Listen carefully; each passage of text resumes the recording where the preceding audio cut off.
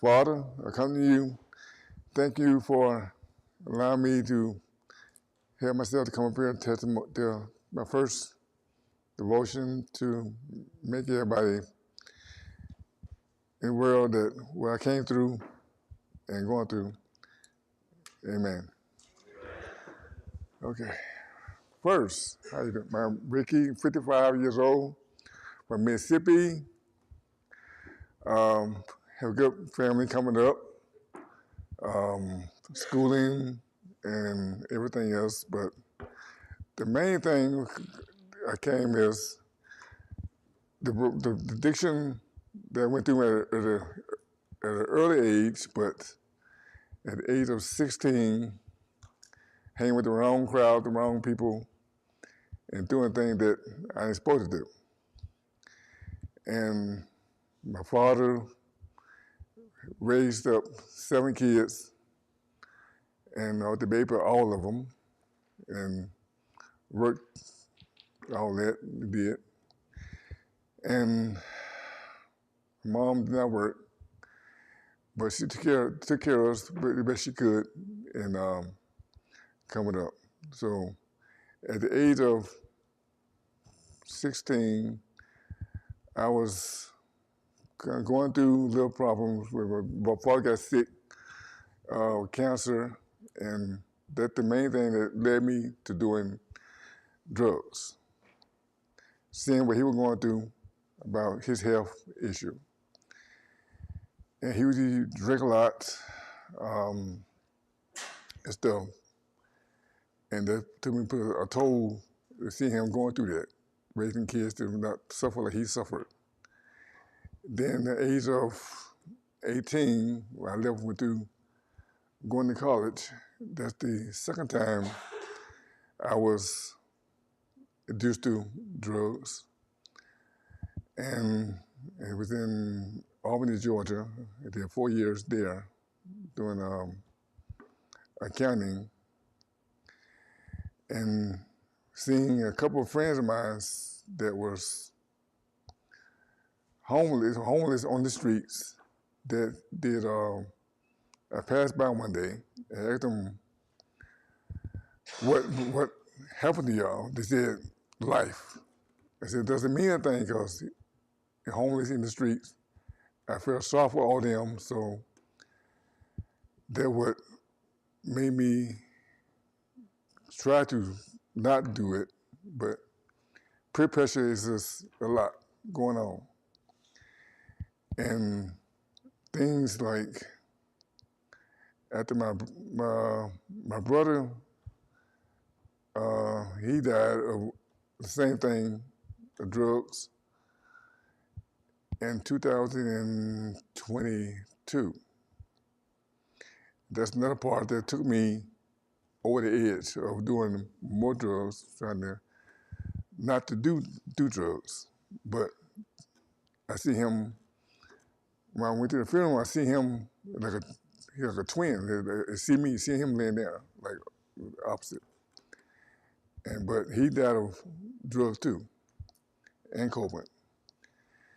And that put me through another downfall in it.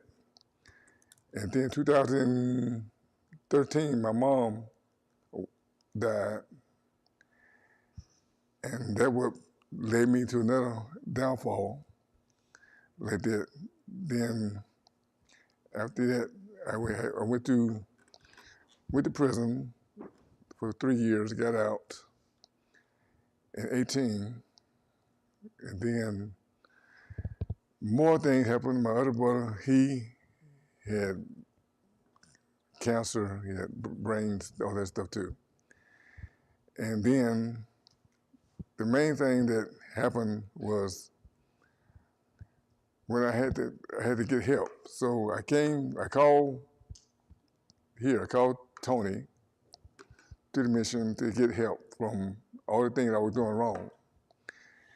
And took a long time for me to think about coming here. I thought I was going to a place in Tennessee, but my sister called and said this was a faith-based program that people that who need help, and I needed help to, I was going through.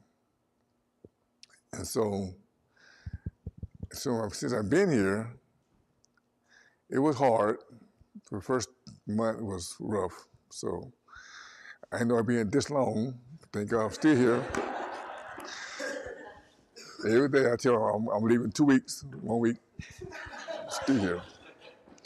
But I see it's a good place. And I see God got me here for a reason. He keep telling me to sit still and be patient with him to go out in the world to be more help people. But I see that while I'm here, I help myself out and people, the young guys up under me who need desperate help. I try to talk to guide them in the right directions. Not doing what I was doing at their age coming up. But sometimes it'd be hard to listen to people here that been here longest, the staff in here, they know what we going through. So I didn't understand what was going on when I got here, but now I understand more what they go through every day, dealing with all different problems, stress problems, emotional problems, and all the peoples. And so that's why I said I was trying to stay here until when I graduate and help people who need help out here, and I do leave here in the public too, the outside. And it's a lot to be, well, why I say this, it's a lot that I need help on, really, in like trusting people, always doing the right thing to help myself out, people out in the world who's struggling, who are doing bad out there. So that led me to come here. So reading the Bible was really hard for me to do at one time. It's like reading the Bible all day. That's something I didn't do on the streets, but I went to church every day. And when I came here, I see that's a good thing to get close to the Lord and praying that we all do the right thing and stay focused on Him. And there's a lot that to put up with everyone, all the attitudes that go on with everybody here. So you just got to deal with it. So everybody think they're rough on us, but they're not. Everybody loves us here, want to do right in God's eyes. And that's just the tip point of it. I just had a rough life. Well, not rough, it was a easy life coming up, but it was just coming up early in the 80s and the 90s, kind of rough. So God put on my mind to come to a place that I can see that I can help myself out, help with people who need help also in the program that going through a lot of things in the world. Some people do not have the thing that most people have, family, friends that care about them. And so I see that's why I came here for guidance, to be still, and to get close to the Lord. But what I was doing out in the world was nothing good. Constantly doing the wrong things, making bad decisions, and more things. But I just want to say that everybody here is good to me and the staff and the brothers and sisters. They all look up to everyone here that be sure I'm doing the right thing. Everybody doing the right thing. To be grateful that you're in a good, safe place, to be humble and be still when the Lord to tell you what to do. But a lot that I want to run, go home. But I talked to Tina, Sarah, Corinna, all them to keep me grounded, do the right thing. And I like it, but, well, another thing is the long-term commitment that I said I'm going to help myself out to be still and do the right thing when I do leave here. Be able to the community, to help the people who need help more than I do. I need help, but the young generation coming up now, taking it rough. And so that there's a lot to deal with. So it's taking me 8 months not enough time for me to say I'm ready to go out in the world. I know it's not. I graduated in June, it'll be if I leave here now, I know I'll do the same thing I did when I first got here. Go back out there, do the same thing, run the streets, all that stuff. That's not good for me at my age. So I know I said I can't do it anymore. So by that, I'm saying I know that it's my first time being nervous up here with the front of everybody in the world, but be patient. I'm trying.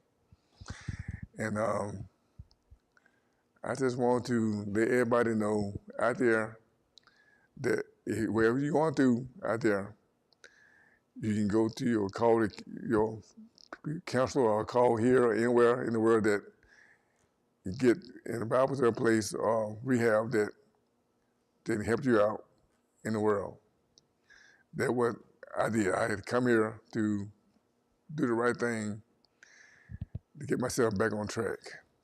Because I know as hard as it is out there in the world to not to have anything, jobs, anything.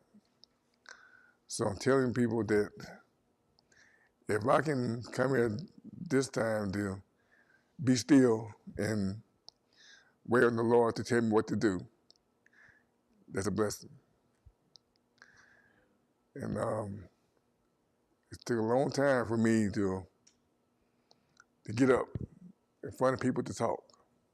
Because I'm not a good public speaker in front of everybody, which I get comfortable with everybody.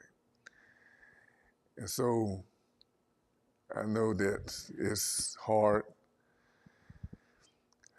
for being here, but God put us here for a reason, to be still and wait for him to tell us what to do.